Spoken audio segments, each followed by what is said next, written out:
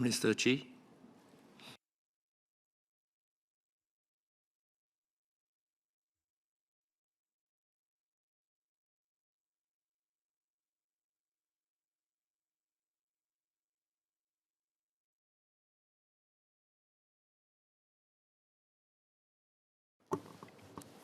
Mr. Chairman, I thank members for their questions and suggestions. Over the past 60 years, we have worked hard to build Singapore together. We provided Singaporeans with affordable and accessible public housing and achieved one of the highest home ownership rates in the world.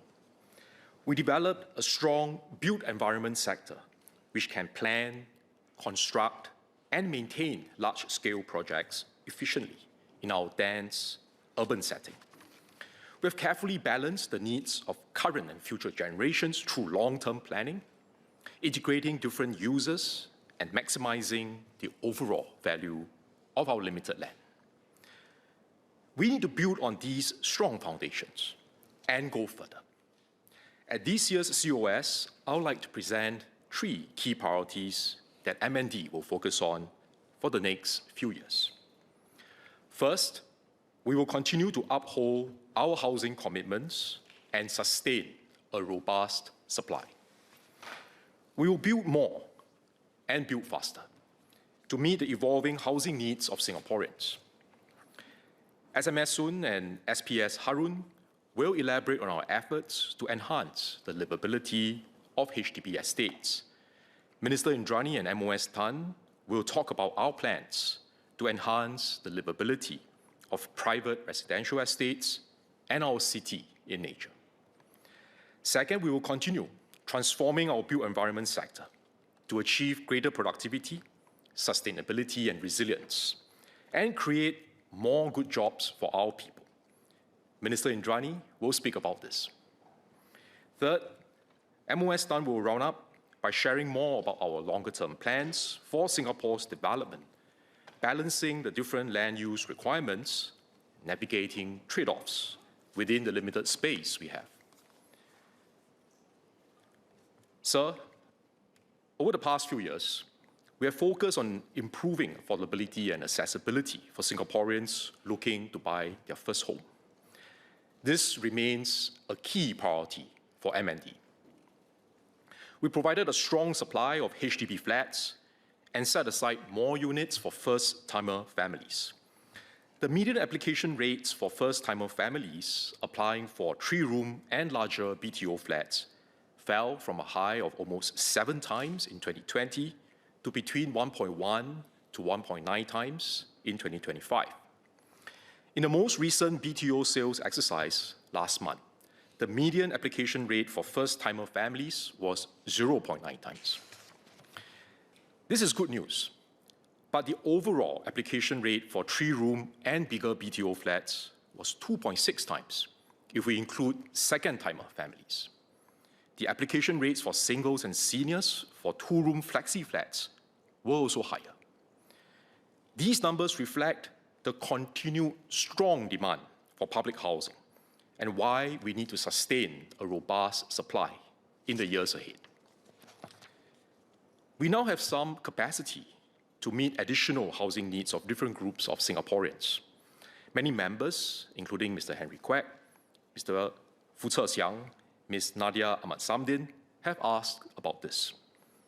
We will support our seniors by offering different right-sizing and monetization options and making our neighborhoods more elderly-friendly. For lower-income households, we will continue to improve our public rental options. We are also reviewing our schemes to better meet the needs of families who need to move or switch to a bigger flat when they have more children. SMS Sun and SPS Harun will share more. Members have also asked for updates on our plans to support another group of Singaporeans, our singles. We have made some moves to improve the housing options for singles in recent years. With the introduction of the new flat classification framework in 2024, first-timer singles can now buy BTO flats island-wide and not only in non-mature estates. Since then, singles have booked flats in towns like Clementi, Bedok, Ang Mo Kio, and Kallang Wangpo for the first time.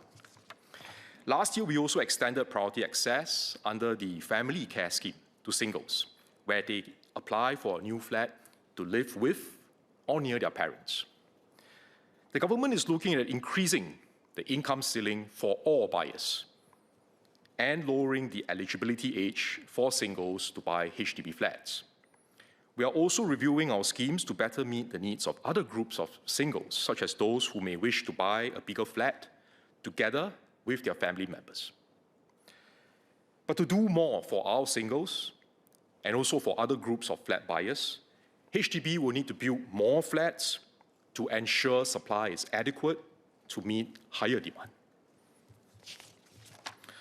Hence, a priority for the ministry, which I have been emphasizing since taking on the MND portfolio, is to build more homes and to build them faster. This year, HDB will launch around 19,600 BTO flats. Of these, more than 4,000 will be shorter waiting time flats with a waiting time of less than 3 years. We will also increase the two-room flexi supply by almost 50% from 2026 to 2028 to meet growing demand from seniors and singles. And this includes pressing on with the efforts to inject new housing in older towns. Let me share 2 examples. The first is the Pearls Hill neighborhood in Outram, close to the central business district. With the additional subsidies for plus and prime flats under the new flat classification framework, we are able to offer different groups of buyers affordable public housing in very attractive locations. We also provide housing grants of up to $120,000 for eligible first-timer families, which further reduces the amount they need to pay for their flats. After more than 40 years, we'll be building public housing at Pearls Hill. The new public housing development will be located right next to Outram Park MRT station at the foothills of Pearls Hill City Park. It will comprise 2-room flexi, 3-room and 4-room BTO flats, as well as public rental flats. Drawing from the nearby Chinatown heritage, the design concept is inspired by San Shui Hua, like a Chinese painting depicting mountains and flowing rivers. Our vision is for residents to live amidst the tranquility of Pearls Hill while remaining connected to the dynamic energy of the city. At the base level of this new development, residents and the public can enjoy green communal spaces akin to river plains. Moving up, a cascading water feature will serve to manage stormwater during heavy downpours. A green canopy of trees will provide shade, flowing seamlessly from the nearby park. These features will also benefit the wider Pearls Hill neighborhood by having seamless barrier-free access from the park to the MRT. The residential blocks will be built with varying heights, like the mountain ridges in a painting. Within the blocks, sky gardens and terraces will offer views from different levels, allowing residents to experience the surrounding landscape from multiple vantage points. In line with our urban design guidelines, we'll preserve a view corridor, a 40-meter wide, unobstructed line of sight between the new buildings.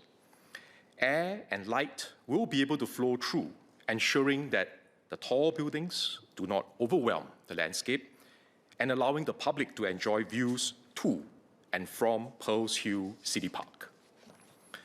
The development will include Singapore's tallest ever public housing project, rising above 60 stories. So 60 stories is not the first of its kind, as there are other taller residential buildings in Singapore and overseas cities. But 60 stories will be more than 10 stories taller than the Pinnacle at Duxton, which is our current tallest public housing project. This is part of our efforts to find ways to build more public housing by intensifying land usage and building taller where possible. A 60-story block can provide 50% more flats compared to a 40-story block, the height of most of our tallest HDB blocks today. Currently, most tall buildings are in the central region due to aviation height restriction requirements around our airports, such as those at Changi and Seletar. These requirements have been put in place since the 1950s and have and was set by the International Civil Aviation Organization, or ICAO. Over the last decade, Singapore worked with ICAO to change these requirements, and taller buildings can now be built near airports.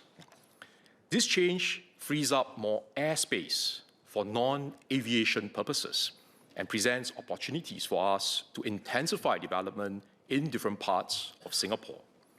With these regulatory changes and our experience in Pearl's Hill, HDB will find more opportunities to build taller flats across Singapore. We'll proceed carefully and sensitively, building taller only when conditions allow. We'll also pay close attention to design and livability. These efforts will contribute to increasing land productivity and support our plans to continue providing a robust supply of HDB flats to meet the housing needs of Singaporeans. Another area where we'll develop a large number of new flats is Toa Payoh. Toa Payoh was the first town to be comprehensively planned and built from scratch in the mid-1960s. The town has evolved over the years through efforts such as the Remaking Our Heartland program, Neighbourhood Renewal program, and the Silver Upgrading program. We have improved connectivity and invested in major infrastructure in the area, such as the Caldecott MRT, which is an interchange for the Thomson, East Coast, and Circle lines. Over the past 10 years, we have added 4,500 new homes in Toa Payoh, which have brought in more younger families. To maintain Toa Payoh's unique character, we have kept iconic features like the Dragon Playground and the pedestrian mall at the town centre. This year, HDB will be launching another BTO parcel right next to Caldecott MRT station. The parcel will feature around 1,600 units, including public rental flats, 2-room flexi, and 4-room flats, and also the first community care apartments, or CCA, in Toa Payoh. The development will include a new neighbourhood park with spaces for residents to exercise, play, rest, and enjoy therapeutic activities, as well as commercial facilities such as a food court and fast food restaurant, supermarket, retail shops, and a childcare centre. An active aging centre will be established to cater to our CCA residents and other seniors from the community. As residents move in a few years later, other major developments in the vicinity will be completed. This includes the North-South Corridor underground works, which will allow us to progressively transform the surface streets and strengthen the connections between Toa Payoh West and its surrounding areas. To the west, wider footpaths across Thomson Road and Lornie Road will create safer and more pleasant crossings for pedestrians. Residents will be able to cycle or walk and enjoy nature at MacRitchie Reservoir, just a short distance away. To the east, residents will be able to easily access the rest of Toa Payoh, including the upcoming Toa Payoh Integrated Development, Sports and Lifestyle Hub, or TPID for short, which is expected to be completed by 2030, hopefully earlier. Residents can enjoy TPID's sports facilities as well as a rejuvenated Toa Payoh Town Park, library, and polyclinic. A new mixed-use development with private residential units, retail and community use will also be built at the Caldecott site. This will include a shopping centre, which will provide residents with more retail and dining options. It will be similar in scale as Woodleigh Mall in Bidadari. Over the next decade, we will launch more than 10,000 additional homes across Toa Payoh West and Mount Pleasant. These will be mostly for public housing, as well as some private condominiums, including the mixed-use development that I just mentioned. In Toa Payoh West, these homes will be integrated into the lush, hilly terrain, some with views of MacRitchie Reservoir. We will build more neighbourhood parks so residents can enjoy urban living integrated with nature. We will also ensure sufficient amenities such as schools, community spaces, and transport options. Sir, MND will continue to develop and rejuvenate Toa Payoh and other older estates as part of our efforts to provide a robust housing supply for Singaporeans.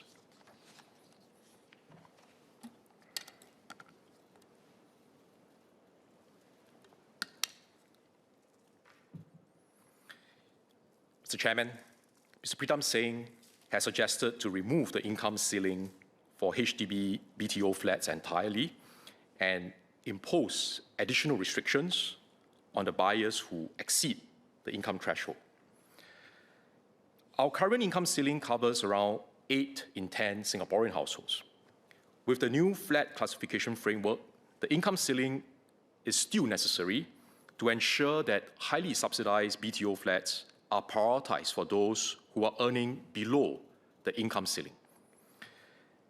This is because higher income earners can have access to other housing options. And as Mr. Ang Wei Neng and Mr. Tsai Ing-tou noted, we are reviewing the income ceiling for BTO flats. As a higher income ceiling will result in more people applying, we need to ensure that the supply is adequate before we make these changes. So I don't have the data on the number of appeals for people who have exceeded the income thresholds on hand, so I would like to invite Mr. Singh to perhaps file a PQ, and we'll provide you with the information. But sir, allow me to clarify that the number of appeals may not fully represent the potential increase in the demand for BTO flats if we were to remove the income ceiling entirely.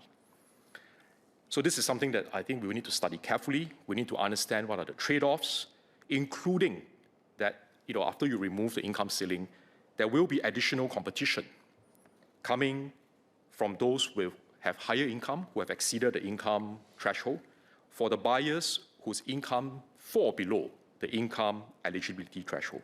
So this is something that I think we need to study carefully. I understand where Mr. Singh is coming from, and there are some trade-offs, and I think it's a move that we will have to look at the trade-offs carefully. Over the next few decades, we will progressively redevelop older HDB towns and estates through the voluntary early redevelopment scheme, or VERS. Our plan is to start with a few new sites. Let me say that again. Our plans is to start with a few sites in the first half of the next decade before scaling up the program from late 2030s. I thank Mr. Henry Kwek and Mr. C.L. Chen for their suggestions, which we will consider carefully. I had said previously that the VERS package should be fair to existing flat owners and also sustainable for future generations. I've also shared that we aim to flesh out as much of the VERS policy framework as possible in this term of government. When we are ready with our initial proposals, MND and HDB will engage Singaporeans to take in further views and feedback before we firm up the policy. In the meantime, residents in our older public estates can continue to benefit from existing upgrading programs like the Neighbourhood Renewal Program and the Silver Upgrading Program. Mr. Liang Yinghua and Mr. Tsai Ing-tou asked about the Home Improvement Program, or HIP, and if we can share more details about how HIP 2 will meet residents' changing needs as their estates age. Flat owners can look forward to a second round of upgrading works via HIP 2 when their flats reach the 60 to 70-year mark. HIP 2 will be more extensive than the current HIP and will make use of new technologies like microwave scanning to ensure that our aging estates are well maintained and livable. We will share more about the scheme in due course. Mr. Liang also asked for more funding support for town councils, or TCs, to cope with rising costs and the challenges posed by aging infrastructure such as water seepage. Mr. Singh asked about expanding the facade repairs co-payment scheme so that government and TCs co-fund repairs for water seepage from block facades. The government provides funding support to assist TCs with their various areas of responsibility. Mr. Liang spoke about some of these earlier. These include estate maintenance and improvement projects, lift maintenance, building facade repairs to ensure public safety. Such funding support is extended to all TCs. For water seepage-related cases which require facade repairs to address public safety concerns, HDB currently co-funds repairs under the Facade Repairs Co-Payment Scheme. HDB also works closely with TCs to deal with more complex cases of water seepage by providing technical guidance. we will review Mr. Singh's suggestion, but as different cases may have their unique considerations, we will need to assess each case on its own merits. So maintaining our estates is a shared responsibility. Residents contribute through their service and conservancy charges, and TCs play an important role to ensure that maintenance and other services are delivered in a cost-efficient manner, with government providing grants and technical support to complement these efforts. I think this is the approach that we will continue to take. It's a shared responsibility, and therefore all the different parties will need to contribute to achieving the positive outcomes for our residents. Beyond public housing, we have also been ramping up private housing supply. We expect about 12,000 units of private housing, including executive condominiums, to be launched for sale by developers this year. This is more than 50% higher than the number of units launched for sale in 2024, and broadly similar to 2025. We are also studying how to enhance the livability of private residential estates. Many private estate residents, including our seniors, have shared their concerns about rising maintenance costs and aging facilities, especially in older estates. We are looking into how government can provide some co-funding support for our private estates in key upgrading works, particularly where it concerns safety and livability. You require a combination of carrots and sticks. Minister Indrani will share more about our plans. We have seen moderation in the HDB resale and private housing markets in recent months. Growth in resale flat prices has slowed from 12.7% in 2021 to 2.9% in 2025. In fourth quarter 2025, resale prices remained flat compared to the previous quarter, and this is the first time it has happened since first quarter 2020. As at mid-February this year, HDB resale prices for 2026 have shown a slight decline of 0.1%. This follows from our strong pipeline of BTO flats, as well as the 4 rounds of cooling measures we rolled out over the last few years. The measures have taken time to work their way through the market, and we are starting to see some initial results. We are watching the market closely and stand ready to adjust our measures, bearing in mind that more flats will reach their MOP in the next few years, thereby increasing the supply of resale flats. Mr. Ang Wei Neng and Mr. Tsai Ing-zo asked about the 15-month wait-out period for private property owners to purchase resale flats. This applies to the private property owners who are below the age of 55, or for those who are above the age of 55 if they were to buy 5-room and larger flats. So while the recent data looks promising, I shared earlier, it is prudent to monitor for a while more before making any adjustments. I want to assure the members that we will remove this restriction when conditions allow. In the meantime, HDB will continue to consider appeals from households facing their own set of circumstances, and this will be done on a case-by-case basis. In the private residential property market for 2025, we similarly saw the smallest increase in prices since 2020. Mr. Louis Chua asked about how we can continue to ensure affordability for ECs. Similar points have been raised by others in this House previously, including Mr. Henry Kwek and Mr. Murali Pillay. ECs were introduced to provide an option for higher-income Singaporeans who aspire to own private housing. EC developments are strata-titled and have design features and facilities similar to private condominium developments. ECs are therefore more comparable to private condominiums than resale flats, because resale flats are still part of public housing. While ECs are priced by private developers, the prices are lower than private housing as we impose initial eligibility and ownership restrictions, such as an income ceiling and a minimum occupation period. EC new sale prices are about 20% to 30% lower than comparable private condominiums.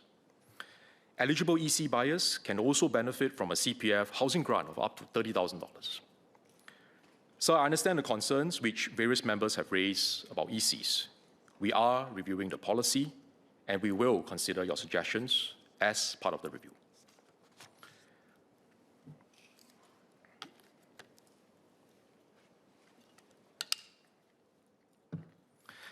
The second priority for MND is to transform our built environment sector, or BE sector, to improve productivity and to reduce costs, time, and manpower. This is not a new priority, but we need to give it a renewed focus and stronger push. We have set out ambitious plans for Singapore's development as an enduring home and global city, from providing a robust supply of public and private housing to laying the foundations for Singapore's next bound of economic development, constructing Changi Airport Terminal 5 and Tuas Port, building new economic districts, expanding our rail network, and many more. These are long-term projects that will benefit many generations of Singaporeans and have lasting impact for decades to come. To turn these plans into reality, our BE sector needs to be ready for the challenge. Mr. Henry Kwek and Ms. Lee Hui-Ying spoke about this. For example, how do we benefit from advances in technology to save time, costs, and manpower? AI and robotics can transform construction into a fast, smart, and highly automated process where software systems help designers to optimize subcomponents that can be constructed by 3D printers in days rather than months. Autonomous robots could be used to construct buildings, monitored in real time for delays and safety by drones. And we can have safer work sites, lower costs, reduced wastage, and better quality buildings delivered faster than before, at better value to the owners and occupants. This will also open up more exciting and meaningful job opportunities for Singaporeans, jobs which are no longer perceived to be dusty, dirty, and dangerous, but dynamic, decarbonized, and digitalized. So it's still 3Ds, but a different set of 3Ds. With strong growth prospects and career development pathways. To achieve this, I announced last month that we have set up an action team to improve BE productivity. The team comprises representatives from government agencies and the industry and will develop measures to help the industry achieve savings in time, costs, and manpower.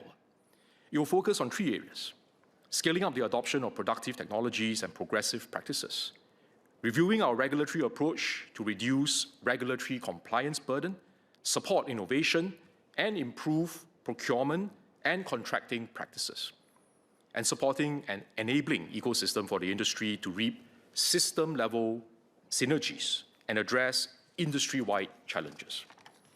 We will also continue to focus on upskilling and investing in our architects, engineers, quantity surveyors, project managers, and many more, because people are at the heart of the BE sector.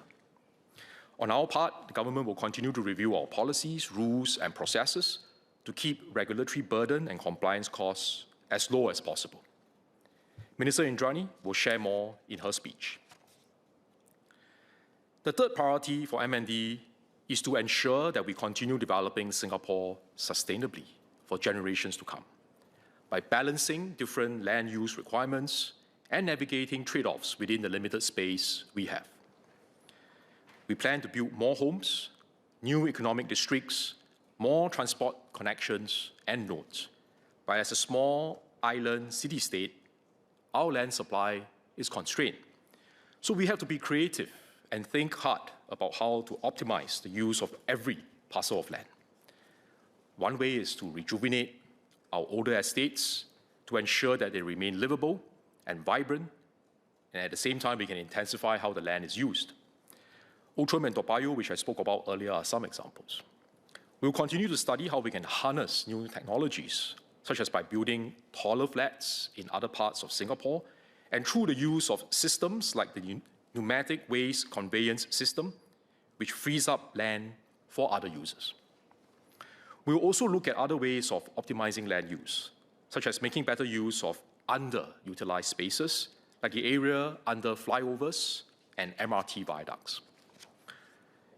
As we develop and grow, we will keep an eye on conservation, preserving key green and blue spaces and valuable pieces of our heritage. We will have to navigate these trade-offs carefully to develop Singapore sustainably for future generations. MOS Tan will share more about how we are doing so. Mr. Chairman, over the past 6 decades, Singaporeans have transformed our small island into a thriving global city and enduring home. But we are not done building Singapore. We must continue to build on our fundamentals while looking ahead to the future with confidence and optimism. For our home buyers and residents, we will keep up a robust supply of private and public housing, and we will create common spaces where we can build strong communities. To our industry partners, we will work with you to grow a stronger, more productive, and more resilient built environment sector, one which can also provide many good jobs for our people.